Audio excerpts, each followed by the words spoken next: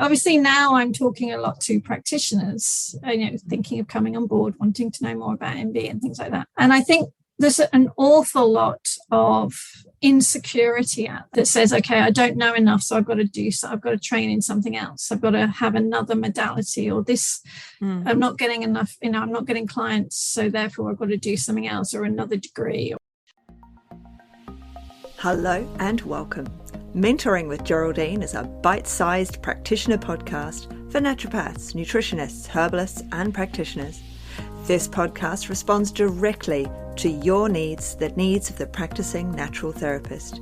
With interviews, herbal discussions, something business and something clinical each week, you'll get the variety you need and enjoy to stay motivated in practice.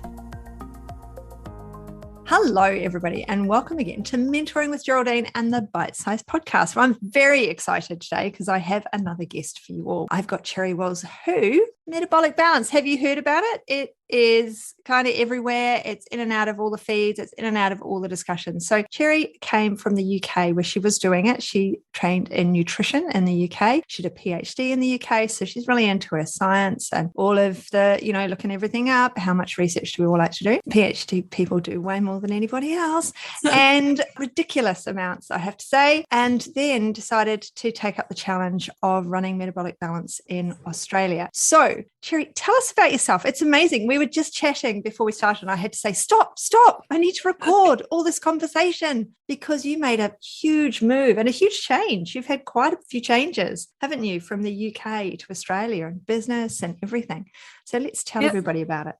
Yeah. Well, thank you. Thanks for having me. Yeah, no, it's been a great we've been here nearly 9 years now. Yeah, I finished all of my nutrition training in the UK and I set up my practice. I was sort of year two into my practice in the UK. And that's kind of where you kind of start to see the momentum start to pick up a little bit, kind of in year 2 to 3. And I just left it all. And we decided, my husband and I, that we were going to have a new little adventure in Australia. We were both turning 40. That's kind of where it and we were just like, we both just wanted to give it a go. So we literally just went all in. We're once we make a decision, we make a decision and we come over. And we brought our 2 boys who were 9 and 11 at the time. And, I have to say, it's been a fantastic experience. I miss my family and friends, obviously, that goes without saying. And if I could just bring them over, oh my goodness, then I would be in blissful heaven, I have to say. But, can't have everything. And so how did you get onto the nutrition train? How did you start out? Because your PhD, that's not nutrition related. No, so it was, yes, my PhD is all in colour chemistry and colour physics, which is how you see and measure colour effectively. So it's absolutely nothing to do with nutrition. But I had it's a very similar story to a lot of practitioners. I've had health issues, primarily IBS, gut and eczema,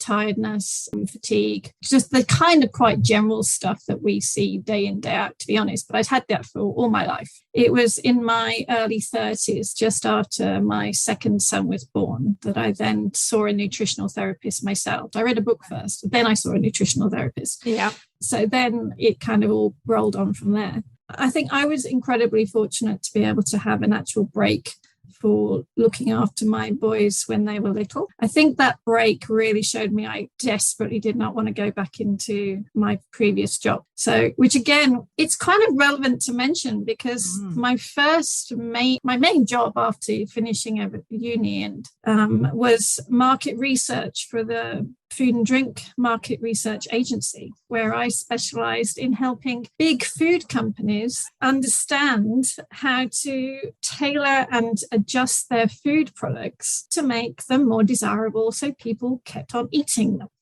Yeah. As in, I was on the dark side, I would probably say. And you kind of realise that the money and the minds and the effort and the research that goes into, why people can't stop when they open a tub of Pringles, for example. there's a lot of research in that. There's a lot of money. Totally. And that's where I think, today when I have clients, I can totally tell them, look, it's not actually your fault. It's really, yes, you have to step up and take responsibility for it, but actually, come on, give yourself a break. Yeah. It's like the sugar thing, isn't it? It's an addiction at the end of the day. Absolutely. And you're trained in those addictions. And when we manage to give up all of those things. Yeah. And it's very hard for our clients as well to recognize the change that occurs because they forget what they were like when they were unwell. They forget what they were like when they first came to you and how reliant they were on something. So we've got to be able to remind them back to where they were and then keep them going forward so that they don't think, it doesn't really matter. It didn't really change. And sometimes when they do that and they'll have, tons of sugar and they'll quickly discover, that's right. And they'll go back on the bandwagon.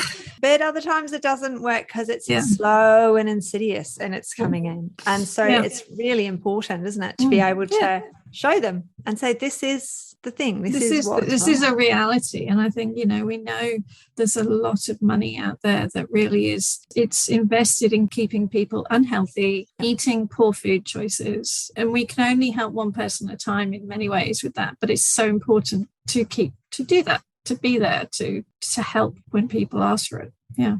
My husband noticed on an advert, we were watching the TV, and they're singing "I Don't Care." And he got really angry and he was like, they're saying they don't care about their health. The advertisers are actually telling them they don't have to care. So these people are going to be eating this because they can go in their heads, I don't care. I don't care. So they've got around their own negative image by telling everyone it's okay that we've got a negative image because you can say you don't care. And it was just great marketing. And, and he spotted it. And it's normally me banging on about these things. And he was just like, I think once your eyes get open to these kind of things, unfortunately, you do see them everywhere. I'm afraid. Totally see them everywhere. Yeah.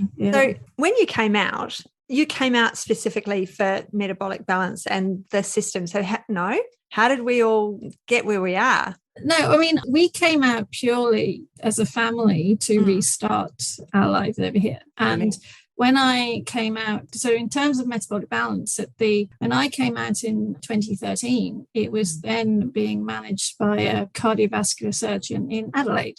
Right. But he was very much obviously he was working in the hospital. This was his little side project he had with his wife, basically. And I think time constraints and also working actually within the healthcare hospital setting, he basically did very little with MB at all. I mean, I think he did like 2 trainings over 5 years or something like that. Right. It was almost his little hobby project. And so when I came out, I signed up as a practitioner under him, and I was just merrily building my practice in Brisbane. And because at the time I was the only metabolic balance practitioner in Queensland who was offering it, there were 2 others in Adelaide who were kind of using it, but not really too much. Yeah, I just grew my practice completely from scratch with 0 contacts, I would almost say, because I mean, that's the thing, when you come out, I didn't even know the different supplement companies when I came out here. I was so green because you realize how much you pick up in college, how much you pick up with university slowly over the years of your course. And of course, that was all my knowledge in the UK, and I had none about how anything was set up here. So there was a massive learning curve. But anyway, MB built my practice here. And then in 2017, I remember very distinctly getting an email at 5:00 in the afternoon on something like the 5th or 6th of January, just stating that, they decided to not offer MB anymore and they were going to pack it in Australia. And literally my heart just went, OMG. Because I had all of these clients lined up for January plans. It was just like, oh my God, what did my business? So literally probably within about 2 hours, I'd already sent an email to head office in Germany. Next day, I'd got the pathology sorted out. I just decided, right, no, this isn't happening. Sorry. I'm doing this. But then I was initially looking around for someone else to take it on. I was actually looking for another person or another entity. I actually approached a few of the big companies in Australia saying, look, there's this program that is amazing, gives incredible result. You could take up the training and the management of it, and nobody knew about it and nobody would talk to me about it. Right. Then I'm like, okay, I'll just do it. Got to do it. You know, it's that whole thing almost that sort of changing who you see. Like I have just, up until that point, I was just a nutritionist working in Cleveland in a little suburb outside Brisbane. Yep. Just doing my thing, just as a normal practitioner. And then I just thought, like, you know, this program is just too good. I can't not bring it. I need to bring it to more people. I can only help more people by getting more practitioners across Australia doing it. So it's been a massive learning curve for me, I have to say. It really is. And it's still an ongoing learning curve. But I have, it's been wonderful, actually. So how many practitioners have you put through the course now? We've got another training happening beginning next weekend, actually in beginning of February. We are now at 145 practitioners that I've trained up in 5 years. When this comes out, that February one will have already happened. So there's probably going to be one for the winter season, isn't there? Yes. I do 80 a year. Oh, well, there you go. So anyone can get in at any time. There's 80 years, so we don't have to worry about any dates. So I'm very keen on it being very much that workshop kind of setting. I'm all about personal. I mean, MB is all about personalised nutrition. And we are a very small team in Australia. If people talk to me, if they get in touch, invariably, they talk to I've got Caroline and Catherine as well, who they could talk to. And the trainings are also kind of small groups. It's maybe 10, 12 practitioners. Which sometimes is what you want. If you're part of a training, you want it to be so you can ask questions. I think the biggest thing, so when I was just a normal practitioner in practice, and like now I'm still a practitioner in practice. Yeah. My ethics are always, I want to give the service that I would like to receive. Yeah. That's always been. And when I took on the training and the management of MB, it was like, okay, I know what the training I had in 2012. And I have to say, I didn't get the full support I would like. It was so much trial and error for me, but I persevered. I was like, no, I can see this really, it was so much learning in itself. And I just thought, well, what would I have liked to have had?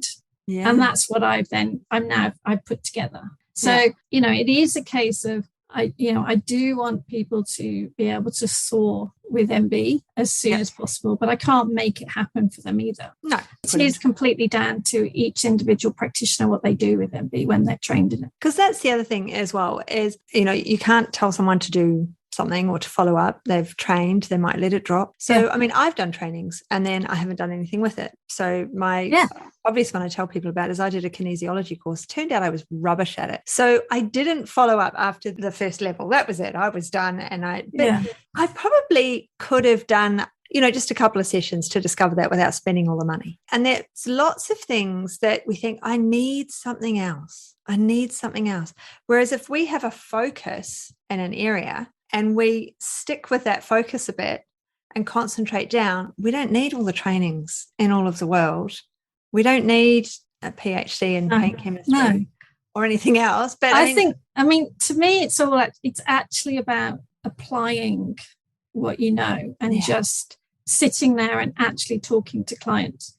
Yeah. And I think a lot of the time, obviously now I'm talking a lot to practitioners, thinking of coming on board, wanting to know more about MB and things like that. And I think an awful lot of insecurity that says, okay, I don't know enough, so I've got to train in something else. I've got to have another modality, or this, I'm not getting enough, I'm not getting clients, so therefore I've got to do something else or another degree. And actually what you just need to do is really apply what you do know and know that you know an awful lot more than the average person in the street. And that person in the street is coming to you, gives them an answer of what they should do. Yeah. And in some ways, this is what I try to get people to understand about metabolic balance is, because really metabolic balance, I don't actually teach you anything particularly extra on top of your studies at all.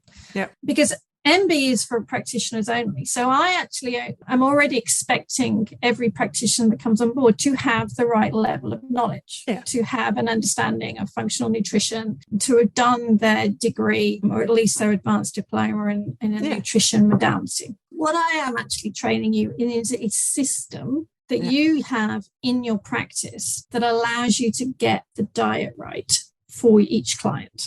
Yeah. And I think it's not for somebody who is a perpetual student that just says, okay, I've just got to do more. I've just got to have another qualification that I have listed after my name, but then I'm going to go straight on to do something else. That's MB is not for that person at all. No. It's for the actual practitioner that wants a business and actually just wants to have great tools in practice to get great results for their clients. Yeah. I mean, that's the thing, isn't it? And I think it's perpetuated from college, and that people train in college, they get their time in clinic in college, and then they get waved out the door and told goodbye. And so they're kind of left floundering, like, well, how do I can't replicate this. I can't replicate having two people in the room with me. I could have somebody on the counter, if I work in a practice, but mostly there's not actually a lot of practices out there looking for people to work in them. So they're left going, oh, I need something else. This isn't quite enough. So that's why I've developed the graduate program, is so they've got someone to help them get out into the world. And you've done the same. It's a system to help you in an area that may be of interest to you, that's going to line up what you learn with business acumen to make it work, so that you've got what you need. You've got a structure. You've got support. Mentoring is really important. There's lots of mentors out there. There's not just us. There's tons of them out there. And we all resonate with somebody different, and we all resonate with different things. I personally haven't done MB because I'm towards the end of my business life. Why would I, this is, not a good time. But if I was changing my life, so like we talked before, you had children, when you had your babies, you realized I've got to change from this world. And so you study nutrition. I was a nurse. I was like, I've got to change my world. This isn't working for me. And so lots of people go through that change, even though that, they may have finished their degrees in nutrition, naturopathy, whatever it is. They finish those, they take the break, they have the baby, and they come back and they go, actually, maybe I can't remember how to do it. Or maybe I've lost my confidence because I can actually do it, but I've just lost my confidence. Or maybe this isn't for me. And then you see people segueing from one thing to another, rocking back and forth, thinking, well, this new modality will help, this will help. Whereas sometimes it's a system and results and a way of doing it that is what's needed. Whether it be metabolic balance or something else, there needs to be that form and function that goes with it. Yeah. I think one of the things that I find it's important to understand, though, as well with metabolic balance, is that it's a system that gets the diet right for a client, regardless of what this is happening with that client or what your niche might be. I think there's quite a few preconceived ideas out there. There's, like you wonderfully said at the beginning when you said that MD seems to be coming in and out everywhere at the moment, and a lot of people are hearing about it. But I would also say a lot of people have false impressions potentially of it as well. Sometimes I've got comments that people think it's some kind of horrible multi-level marketing thing, and that's couldn't be further from the truth. It's absolutely nothing like that. That it's only for weight loss. That's the other thing. The reason why it's known as being great for weight loss is that it is great for weight loss. Yeah, well, that would work. Say, we get your food right, we get you healthy, and then we sit back and we watch what your body does with that health. And the biggest side effects that is very visible for the vast majority of people, because excess weight is such a ubiquitous thing in our society, is that people see that they start to lose weight very gradually, but equally very healthily. But actually, the changes in inflammation is probably the key thing. And then whenever anything is inflammatory, as we know, is everywhere. That's the biggest thing that we're going to see. So again, it's what I would love a lot of practitioners to maybe, if they're listening to this and thinking, oh yeah, I've looked at MB and it's this or this. I'm like, well, actually, it might not be what you think it is because it is actually an incredible tool that is purely for practitioners to have in their clinic to use to get somebody's food right. And that's again, I'm so passionate about in practitioners genuinely understanding what personalised nutrition nutrition can do. Because until you've actually seen it in clinic or experienced it in person, you still can't grasp, well, is it really that big a deal if somebody eats chicken or not? Or how can it make such a difference? How can it be such a difference is really kind of sometimes what I get. Yeah. And it's kind of like, seriously, you have to experience it. When you really get the proteins right, the carbs, the fruits, the veggies actually right for somebody, the body starts working. Yeah. And I think we should leave it on that really important note. And I think I'll get you back in and we will talk some more about systems and what it's actually about. But I think we'll leave people on that thought note right now of what is this metabolic balance? How can I find out more about it? Which you can look in the show notes, guys, because in the show notes will be the link to Cherry and the metabolic balance so that you can look it up and really have a think about it. But if you wouldn't mind, Cherry, we'll have you back and maybe we'll talk about some of the systems within the system of how people do it and go about it. Sounds great. Lovely. Thanks a lot. Excellent. Thank you so much. And I hope you all enjoyed the Bite-Sized podcast and I'll see you all again soon. Thanks so much for joining me today.